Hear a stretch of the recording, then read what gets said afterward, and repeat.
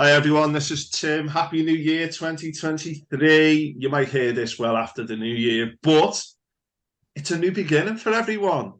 And I have got a really special guest for you. It's friend of the podcast, David Moorhead, back for his fourth appearance and our third culture appearance. David, how are you doing? I'm very well, thank you, and lovely to be back and to start as we're recording on New Year's Day. It's a great start to 2023 to chat about art and books and films. It's just great. Yeah, as Francis Bacon said, to forge meaning, to find meaning in our lives through this kind of examination of culture, etc. I do find it riveting, and I know you do, and I hope our listeners do as well. So, David, how is the play Forgotten Voices going, and what are you up to at the moment in terms of creativity, etc.? Right, well, thank you for asking. We had a great tour of the UK in Black History Month in October. We went to Birmingham, Manchester, Cambridge, London, Chester, and a lovely new Shakespeare North Playhouse in Prescott. Fantastic experience, and it was really well received. So we're having a rest at the moment because it was great fun, but it was a bit tiring. But been asked to do an exhibition on my grandmother's life because that is the basis for the play Forgotten Mm. Voices. So there's a South African charity in London that have asked us to come and put an exhibition on, and they're actually based in the anti-apartheid headquarters, the old anti-apartheid headquarters in the 80s in London, where it Yeah. was all happening. So that's really exciting, and we filmed the play.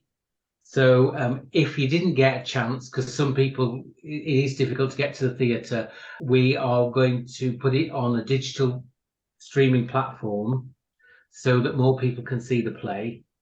And we're also going to adapt it to a podcast because podcast theatre is very, very popular now. Yeah, yeah. So they're the plans. And also to get a film version, but I think that's well, I'm trying for that. I'm trying.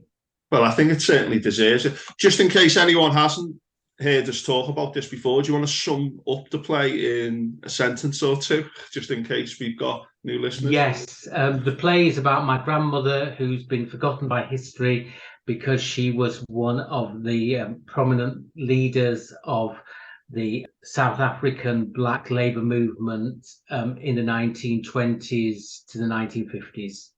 Her husband's got a statue and been acknowledged, but she's been forgotten, as sadly many women of colour are forgotten by history.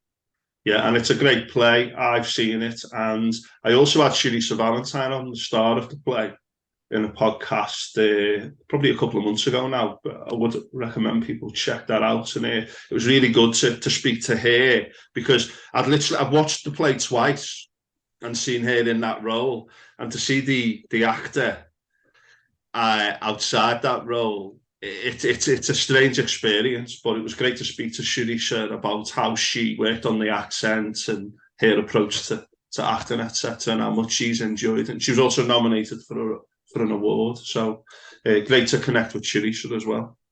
And she is brilliant, and I think that's the great thing about theatre is if you write a piece and you connect and you get someone, an actor who can really transform and be the part on stage, it's just bliss. Yeah. And I was so lucky that Charissa came on board because she was just professional in every respect and just amazing. Yeah, yeah. You're up to a few other things at the moment as well. I believe you are currently writing something. Do you want to tell us about that? Yeah, I am writing a children's novel, and I've got 15 pages left to edit, and then I'm sending it off to an editor to see what they think. So it's really exciting at this point because obviously doors can open or they can close. But it's a children's novel. It's the idea of one angry girl, one broken care system, and 6 weeks for her to find her forever home. and it's called Scarlett Short's Last Chance. Yeah. And the idea is if you're too old for Tracy Beaker and too young for Girl in Pieces, this is like the perfect young YA novel of 12 to 14. It's a contemporary drama about a girl searching for home, a family, but also dealing with her anger in a system that doesn't seem to work and doesn't seem to care. Yeah, and it's a very, very important issue, you know, not only with the austerity decade plus that we've had, but it's just so distressing. Some of the stuff you read about cuts to social services, the lack of provision, etc. It is a very, very important social issue. So it's a great story with a very important message. So best of luck with that. I had a children's author on recently, Dave McCluskey, as well, and I've spoken to Chris Snellgrove in the past. So the most recent episode is from an author in the Bootle area, and some of the books he's produced. He does adult novels, graphic novels, but also some children's books as well. Right. So just great to get local people getting involved in things and being creative like your good self, David. So well done for all your efforts. There's been another debate about how there's a lot of snobbery towards children's literature, that people just dismiss it. Yeah. But actually, it's a very intelligent and very talented pool of children's writers, but the press don't seem to even want to acknowledge it. It's just adult books, you know. So hopefully in 2023 they will be giving children's writing sort of respect it deserves, you know. Yeah, because it is of a high standard. Absolutely, and I think one of the programs I was going to talk about is the BBC series His Dark Materials about the Philip Pullman books, you know, Northern Lights, the Amber Spy Class, and the Subtle Knife. I don't know if you've seen any of that, but there's some fantastic children's and teenage literature out there, which when you read it, they almost, I think you said this in the past, they almost have to be written to a much better standard, because I read a book recently. We've been reading two books in my school where I teach, Animal Farm. We've been reading that to the kids by George Orwell, which is amazing. But another book, and it was about racism in Australia, and I thought, this is brilliant. The plot and the characterization is much more sophisticated than a lot of the adult novels that I've sometimes read. And I know that you've mentioned this in the past as well. I think it's because children's attention span is shorter. You have to be more economical. You have to give the characters the power, the storyline, everything, but you don't have as many words. And I think that actually steps up and makes it better. You know, Can I say with the Northern Lights, I was chatting to a publisher, and she said she remembered being at the publishing house that did Northern Lights and going into the meeting with the advertising team, who were like, what the hell's this? We can't sell this. This is just like, and then she said the look of despair on their faces, right, was unbelievable. And then I think he wins an award for the book and it starts to sell, you know. But she was saying how difficult it is, even if your work is great, it's got to be able to be sold. But also, I had a student once who was leaving, and he came to me and he said, I wanted to buy you a present, but I've got no money. Right? He said, but I have got these books I liked, and I think you might like them. And it was the Northern Lights trilogy. Yeah.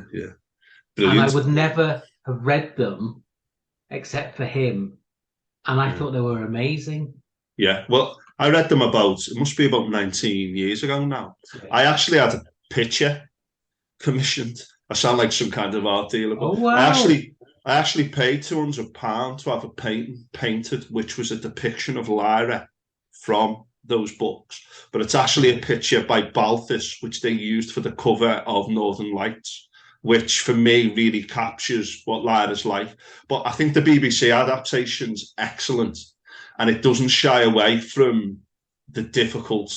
Many people call Pullman an atheist who makes it very clear he's an atheist in his works. But his examination of religion and the debates over religion in the book are very, very complex. And the trilogy. And I think it's absolutely amazing. And I actually read a York Notes equivalent called Continuum Classics, I think, which is a York Notes version of that. I don't know if I lent it to you yet, but it's by the same people who did the York Notes version of our great book that we all love, The Secret History by Donna Tartt. Yeah. But there's some great modern York Notes. I think it's Continuum Classics, the series of great novels. And they looked at the trilogy of his Dark Materials. And I just think it's an amazing book. It's a great serialization on BBC. And I would urge everyone to read it. But that's a great example of that children's teen literature. A lot of adults reading it and going, this is absolutely incredible. Because it just was. You know. Right, let's move on to some great books. So do you want to start us off? Right, I'm gonna do it was really hard, right, to narrow this down, right? But I've chosen one is Heartstoppers, right? But it's volume 4 now. People probably know Heartstoppers from the Netflix film. It's about two boys aged 16 who are in love in a school. It's sweet, it's charming, it's romantic, but it is a graphic novel, right? Yeah. And I don't know if you can see there, right? Oh, yeah. I don't read many graphic novels, so it was a challenge.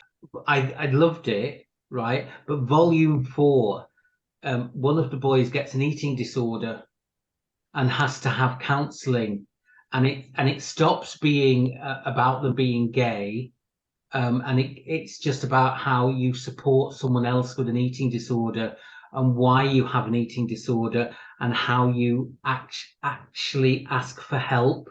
Yeah. So it becomes incredibly universal for anybody, not just a teenager, but anyone. Yeah. And it's done in such a non-judgmental way. Yeah. You know. So, is it Osmond who wrote the book? Sorry, Alice Osman. Alice Osman, yeah. Which again it's supposed to be this own voices, but obviously she has never been a teenage gay boy. Yeah. Right. So in one sense, it's not authentic, contemporary, gritty. This is how it was. Yeah. It's more like this is how it should be. Yeah. And I think that's the charm of the book is I'd like to live in that world. Yeah. Where you can be weak, you can have problems, but you can get help. Yeah, I think it's one of those things which is covered through more as well in the world of therapy and counselling and mental health and well-being, about people being okay with vulnerability. I've just finished a great book, I think I mentioned it in the last podcast, called How to Solve Any Problem in Life by Paul Cope, who's from Liverpool. And it's a holistic examination of what makes you, you, and how you can better understand yourself to move forward. And one of them is the idea of particularly men being okay with emotions and crying. And he said, moving away from this kind of idea that you suppress emotion because it damages you in the long run. And I think what you've mentioned with that book there, there's almost a universality to it in terms of it's okay to be vulnerable and it's okay to be open about it. And here's how you can help people who are admitted to vulnerability. Yeah. But I've read some fantastic graphic novels in recent years. I know that Watchmen is the only graphic novel that's ever made the top 100 novels of all time. And it's a bit of a superhero thing, but don't let that put you off if you're not into superheroes. It's brilliant. There's also the graphic novel Maus, M-A-U-S, about the Holocaust, where the different groups are depicted as different species of animal, which is outstanding. And a lot of young people read about the Holocaust through that book. But I've read some absolute cracking graphic novels, and maybe we could talk about graphic novels or short stories in a future podcast. I think it's great now that when we talk about storytelling, there's so many forms you can tell your tale in, that it isn't just the traditional printed novel. You know, that we're looking at other art forms and respecting them as well. Yeah, I think that when people close their minds to a certain thing, I've done it myself in the past. you need to have an open mind and look at new things, and you can actually be quite surprised sometimes with going into something that maybe you didn't think Yeah. you liked, and getting something wonderful from it. But that sounds like a wonderful graphic novel. But I would urge people not to turn away from graphic novels, because I read magazines when I was a kid, but as you're growing older, you think to yourself, "Oh no, that's not really a proper book." But Yeah. the capture of mood in a graphic novel is, it's just beautiful, because there's a real synthesis between the script and the art. When you get an artist who really captures the mood, and I think Dave McCluskey was saying that, this, you've mentioned it before, show don't tell. He said when you write something for graphic novel, you've got to tell and say this is what I want it to be like, and then the artist then tries to capture that. And I think that's a beautiful relationship in itself, and it opens things up, because then you've got two people contributing to things. What emerges is often bigger than the sum of the parts, definitely. So graphic novels, check them out, folks. Yeah, so that Paul Cope book, it's a bit of a psychology book. It's about 600 pages, but you just absolutely flow through it. I also have just read a shortest history, or the short history of England, by James Hawes. Now, I've mentioned in a previous podcast with yourself his short history of Germany, and I cannot tell you how good this series is for analytical history, short sources, pictures, and just beautiful analysis of what makes England England. It goes right up to Brexit and Boris. Oh, wow. And it starts off with like alternative views of the pre-Roman world. There's quite a bit of new stuff in there, but you can read it in a day. It's absolutely brilliant. And the issues that he examines is just phenomenal. He also does like diagrams, like arrow diagrams, and the whole thing is just beautifully constructed. But even if you don't like history, check out the shortest history of England, because it's an absolutely fantastic read to understand the country now, not just about understanding history in the past, if you know what I mean. That's so brilliant. I'd recommend that. I've got another one. This is The Sailor Who Fell from Grace with the Sea. Yeah. Right, which was written in the 1960s. Mishima. It's a Japanese novel, and the reason I chose it was that I realized I was incredibly ignorant about world literature.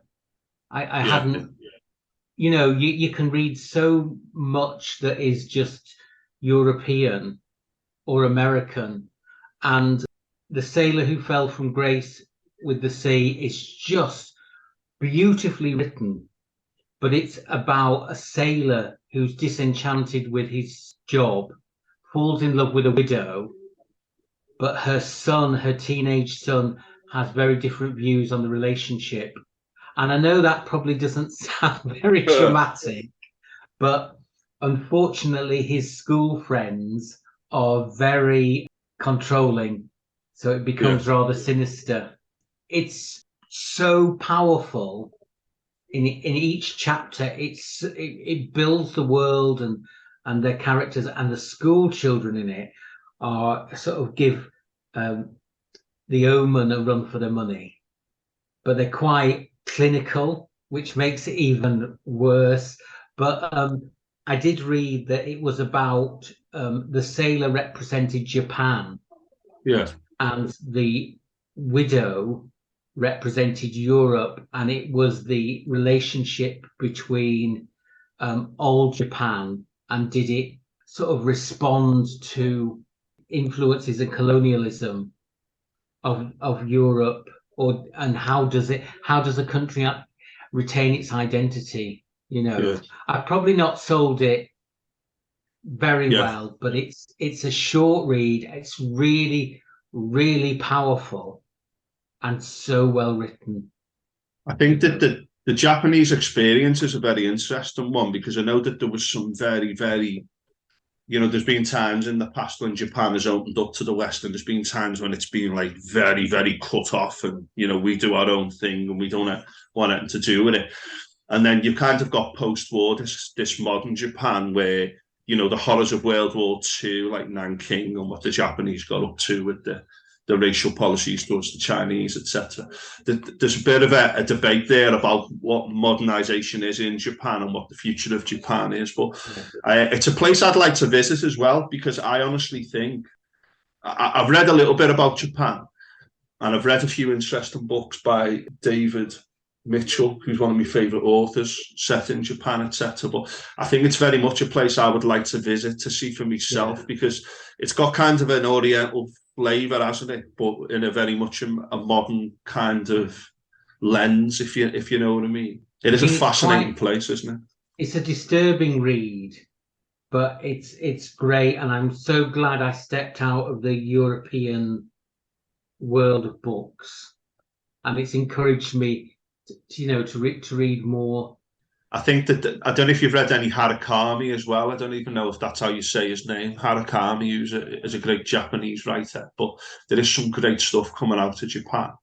I think what it might be considered the quintessential Japanese novel. It's very much an open arena for that idea of the past, the present, and the future, and how it navigates that. But I was thinking about this, about, there's often a lot of like what's considered the great American novel, but you don't often say that about, say, the UK or England's, like what's the great English novel, as it were. And I know there's a lot of debate over that, but certainly reading world literature and going to places, it just opens your eyes up to different perspectives, which is just beautiful. I read a book a few years ago by David Moorhead called Close to the Knives. And David Moorhead, he died in the early 90s of AIDS. And his book, it's one of the most beautiful, it's like poetic writing. And he describes in the book what it's like living on the edge. And he's like homeless, and he engages in like, sexual activity on the streets with other men, etc. And his description of nature and life and living on the edge of society. It's a very political book in places. And there's a couple of scenes in it where he goes to a bullfight and reflects on mortality.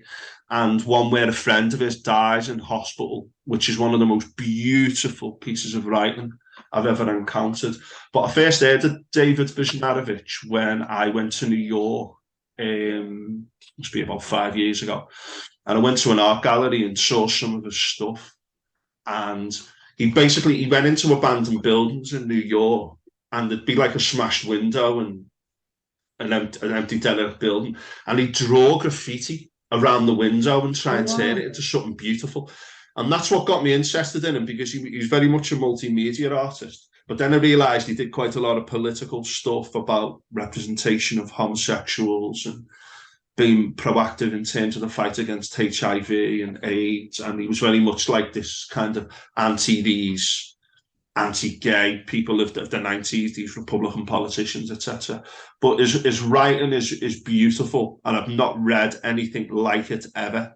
And the book, I actually saw it in an art gallery in Liverpool. It's a great art book.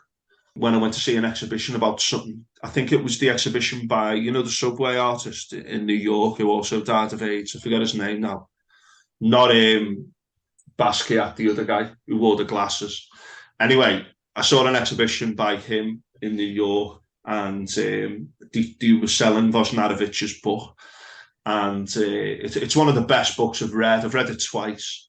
And it's just a beautiful description of day-to-day life, but also not a life that you'd want to live, but a life on the edge. It kind of fits into this kind of New York narrative of the individual on the edges, and how how great they can be, this kind of alternative life that you can only get in the American novel. I don't know, but it's a beautiful book by David Moorhead. But there's a lot of multimedia art. There's a few documentaries about him as well, which I'd recommend people try out too. But I'll definitely put that on my list of the 3,000 books I'm going to read this year. Yeah, it's crazy, isn't it, how much you can read and how little time you've got to do it. Have you got any other books you want to discuss, or should we move on to other medias now? Move on to TV if you wanted.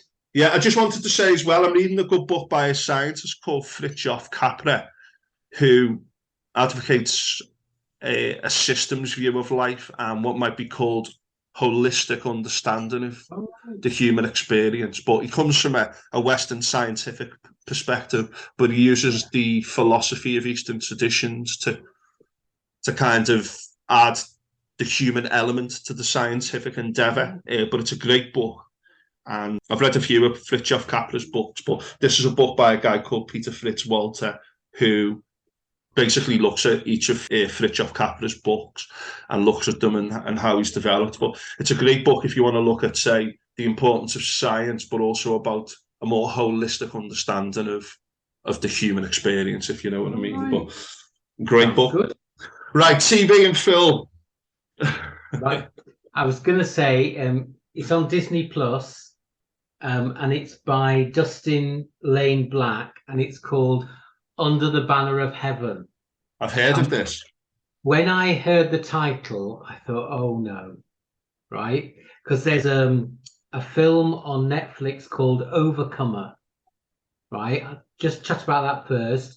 And it's about a basketball coach who's really successful, and he's forced to teach and coach the cross-country team. And the cross-country team is a young black girl who's asthmatic. And he's like, this is below me, but he coaches her to greatness, right? So it's a good old children's film about achieving your dreams, being the underdog, etc. But I'm watching it with all the family, and we get to the midpoint, right, where this girl hasn't enough confidence, and she goes to the head teacher, and it's an American school, and the head teacher says, you need to get down on your knees now and give your life to Jesus and admit you're a sinner and take him into your heart and you will win. And like, all my family are like, what? You know, and we're like, where did this come from? And they're all looking at me thinking, are you trying to evangelize us or whatever? And I thought, good grief, this is a mainstream Netflix American film, and it's just all about how if you devote your life to Jesus, right, then everything will be good. Now, under the Banner of Heaven is a mini series starring Andrew Garfield. It's a murder mystery set in the Mormon community, and he is a brilliant detective. But he's a Mormon, he's a family man. But when they start to investigate the murder, they have to then start to investigate Mormonism and what the Word of God is and how you live out the Book of Mormon. And it just lifts the lid off Mormonism and about its misogyny and the issues of pledging your life to God, and it's just brilliant. I would recommend Under the Banner of Heaven completely. It's absolutely wonderful. Slightly slow in places, but I think that's just for you to get your head around all the ideas. Yeah. You know, but the murder mystery is really good. Yeah. Overcomer, I'd watched just. You know, if you think 70% of Christians voted for Trump in 2016, right? And I think it does explain a lot. You know, the current abortion debate in America, right? And how perhaps we don't quite understand it. The right-wing pro-life banning of abortions. I think Overcomer helps you understand the world of some parts of America, but I think it's a really disturbing children's film. I think there was an interesting series by, I forget the guy's name now, about the culture wars that he did on, I think it was an 8-parter. I can't remember his name now, but he looked at the culture wars and he looked at the whole abortion issue, and he said that there was a Christian fundamentalist who did a film about abortion to try and make out that it was a really big issue that Christians should be opposed to abortion. And he kind of did it as a little bit of a joke, or a shot in the dark, because apparently it wasn't a big issue for Christians up until this point. And then as a result of this film, it kind of galvanized this kind of fundamentalist Christian identity and triggered it. John Ronson. Yeah, it's John Ronson. And basically, abortion was not an issue for fundamentalist Christians. And this guy who did an art film that wasn't really meant to be a big thing, he kind of chose it an issue and said, oh, I'll look at this issue. Yeah. And that's what galvanized the Christian community. And then what happened is many people protested against the showing of this film. And it was in reaction to the protest against the film that the Christian fundamentalist right was then mobilized. And it just goes to show how ridiculous these narratives sometimes are and where they come from. But that's a good series, that The Culture Wars by John Ronson on podcast. Some good recommendations there. I saw a great series recently with Steve Coogan and Sarah Solomanian called Chivalry. And it's about the idea post-Weinstein that, you know, Hollywood is very misogynistic, and you've got women who are basically controlled by men in Hollywood, etc. Yeah. And Steve Coogan is this guy who's kind of come from that background, the person that he plays. And he starts working with a woman actor who wants to do feminist issues. She's very like what you might consider woke, and he's very kind of traditional. They come together to produce stuff, and it shows that tension. It's only 6 episodes. It's 6 episodes, half an hour each. So it's like on for 3 hours. And it's absolutely brilliant. So it's called Chivalry. It's well worth a watch. Oh, right. I'll be watching that. Oh, yeah. Brilliant script, beautifully directed, beautifully shot, and some great acting, particularly by the protagonists.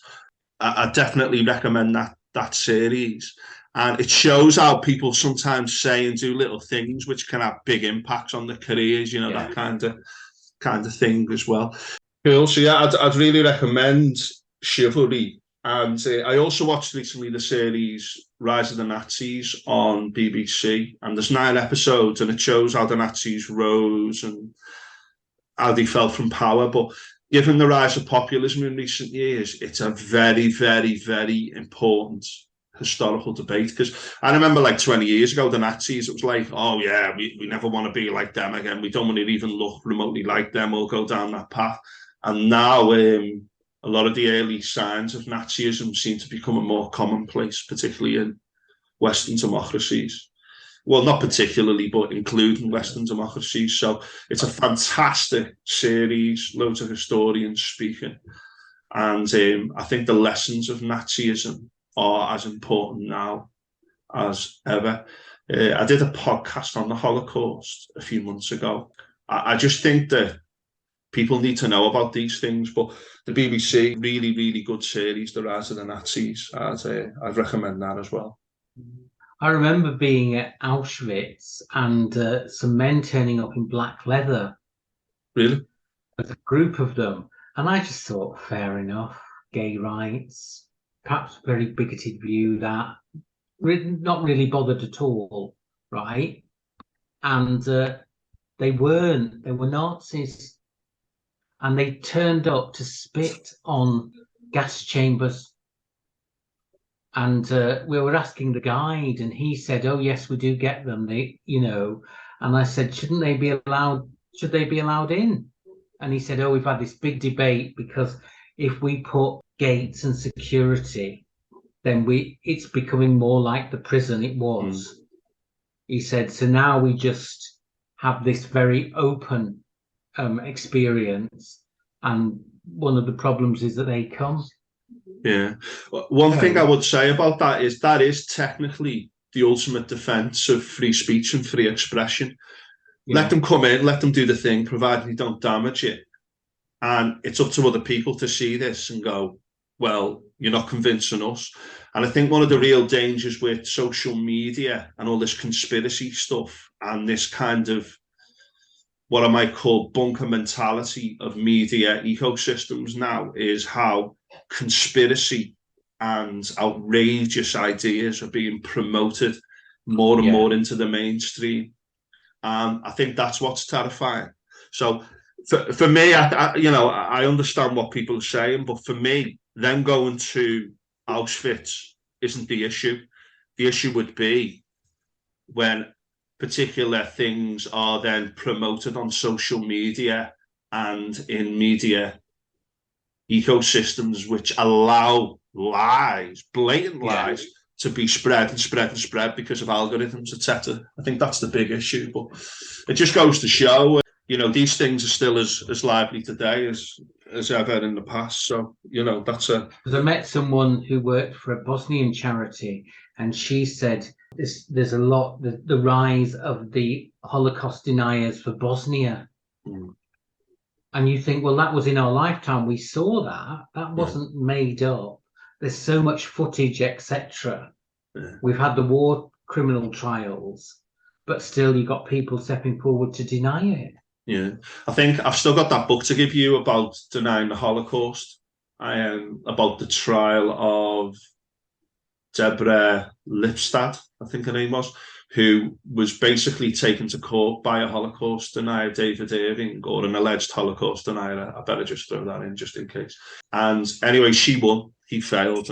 But some of the people defending her said that after the war, it was kind of concluded that, oh yeah, that was terrible. Let's never let it happen again. And he didn't record things for posterity to the level that they should. And this lawyer guy was going mad, going, that should have been preserved. Pictures should have been taken of this. Pictures. He said, because you've got all these lunatics in the future then who deny. And I think we've talked about this in the past about, I chanced upon a Holocaust denial book, a book about Holocaust denial by, I think, some United States writer. And I read a review of it, and this guy said he read it just to see how this person defended, or how this person would work or argue against what thousands and thousands of eyewitnesses said. And he said they didn't. All they do is construct a narrative that suits their agenda and just write about that. And that's the big danger with these things, that people don't look at both sides in a lot of books. They come up with a narrative and then they prosecute it.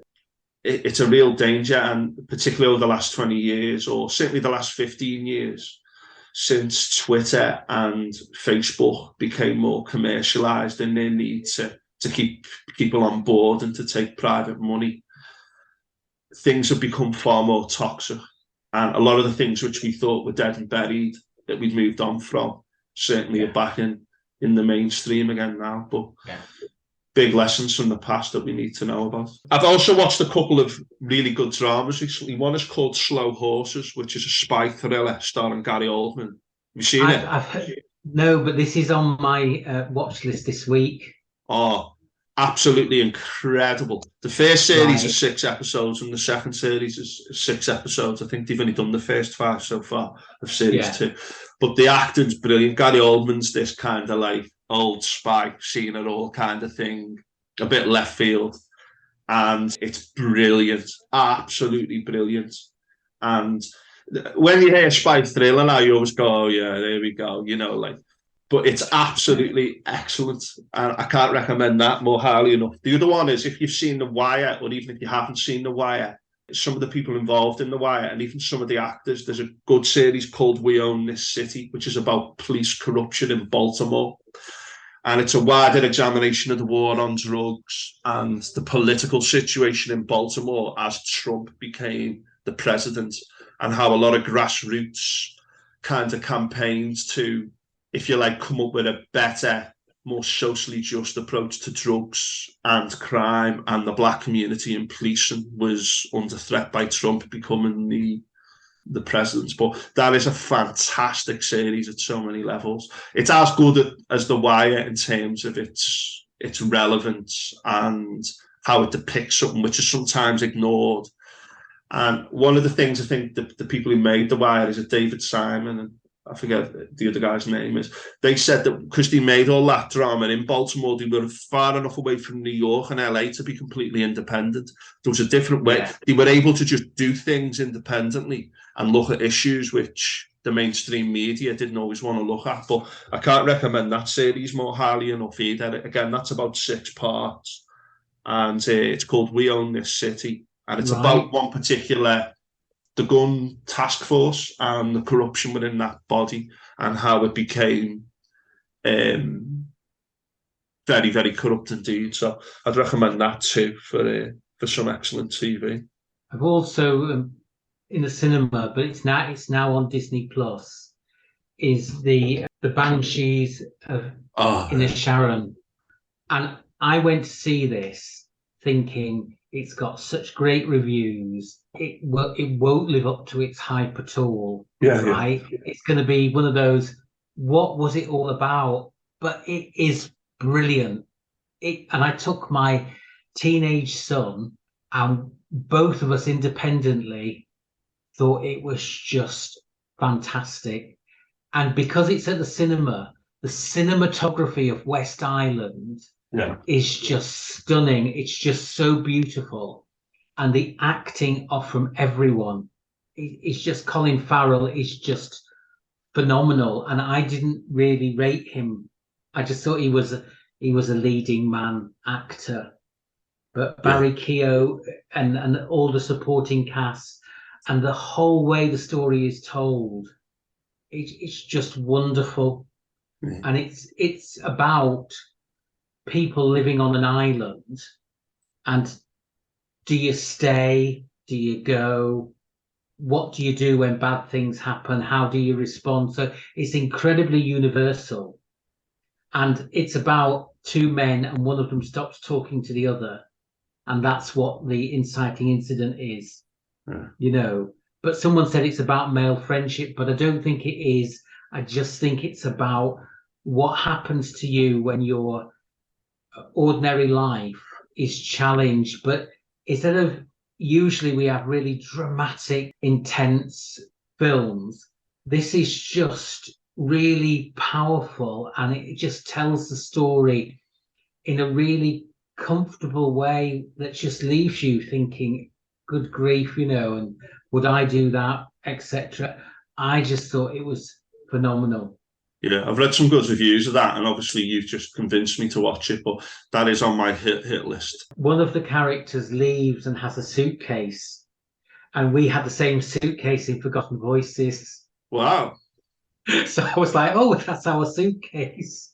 Because it was Well, obviously traditional, and it's set many years ago.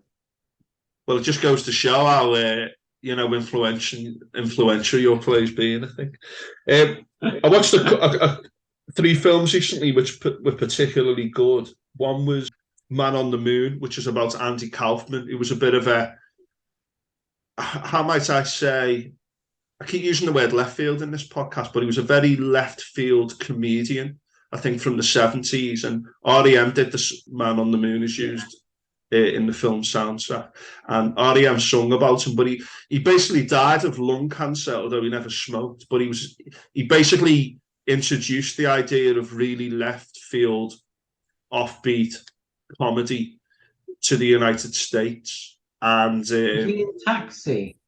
sorry, yeah, he was. He was in Taxi. Yeah, they show Yeah, that scene. They show all yeah. that in And in the film. I remember how different his comedy was Yeah, yeah. in that show. But he was very, very controversial, and some people said that's not funny and all that. But he basically was. He was basically challenging the very idea of comedy itself and introducing this idea of meta comedy before anyone else. But I haven't watched the film. Jim Carrey's very like that anyway, isn't he? And I thought it was great. That's a good film. But I also watched The Piano, which is directed by Jane Campion, who's very famous New Zealand director. She's Yeah. recently done a film called Power of the Dog, which I haven't seen.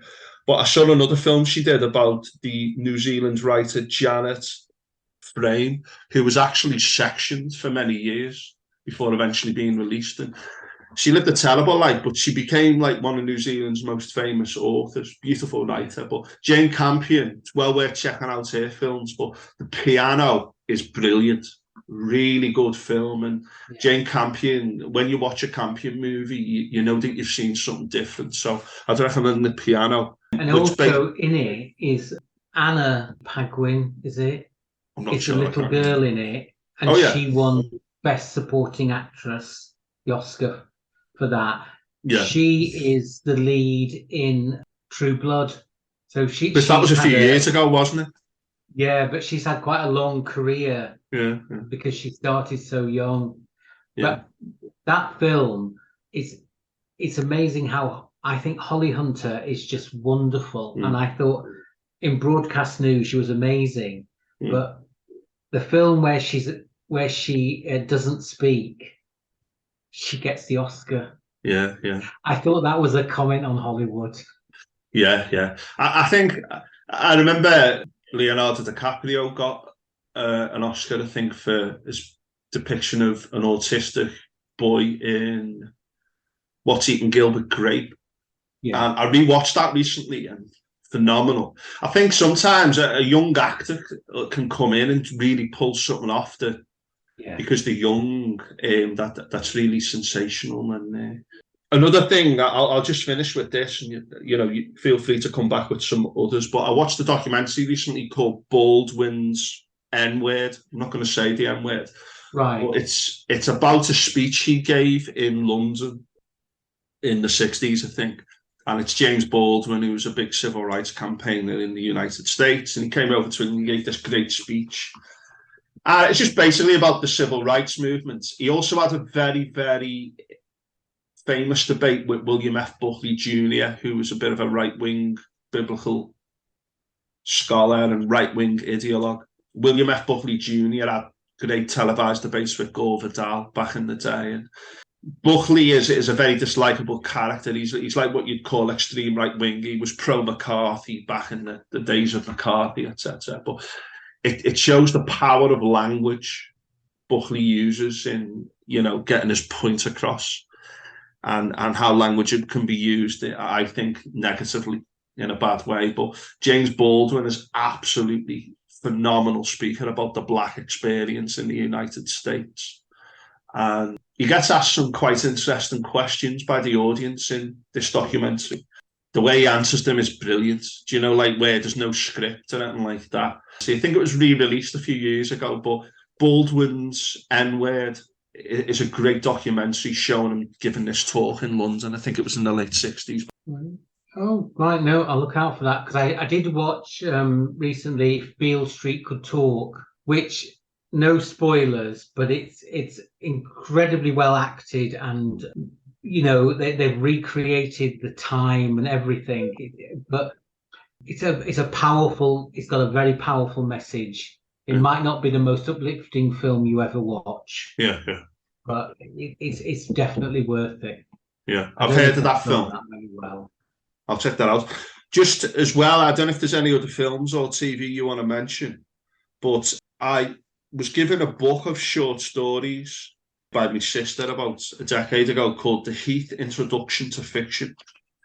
And in it, there's excerpts from stories, etc. And I'm going to mention two short stories, which I think everyone should read. One is by Nathaniel Hawthorne, and it's called The Minister's Black Veil, which I read. And I've never read something, I've just had a shiver down my spine talking about it, where quite a strange situation is beautifully written about, where you're actually hanging on every sentence.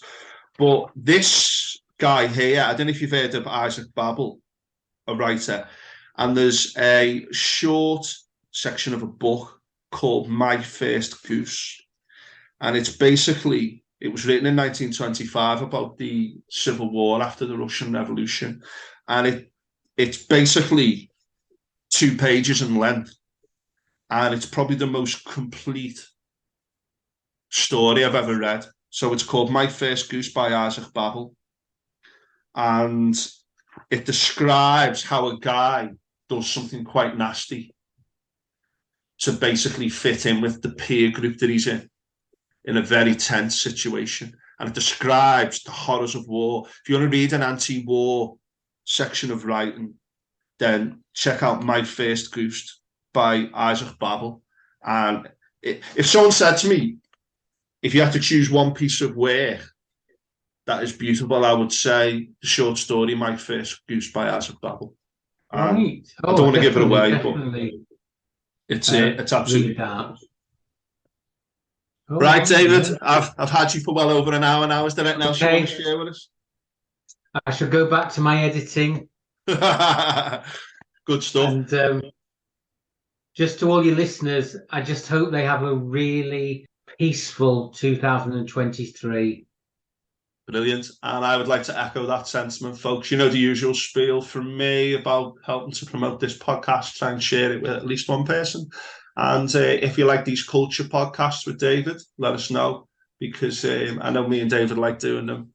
And I just find it so inspirational talking about creativity. And even if you're not a creative person, I'm sure that people who would say that they're not creative like to read, watch TV and film, and it's just a beautiful part of life. So get creative out there, folks.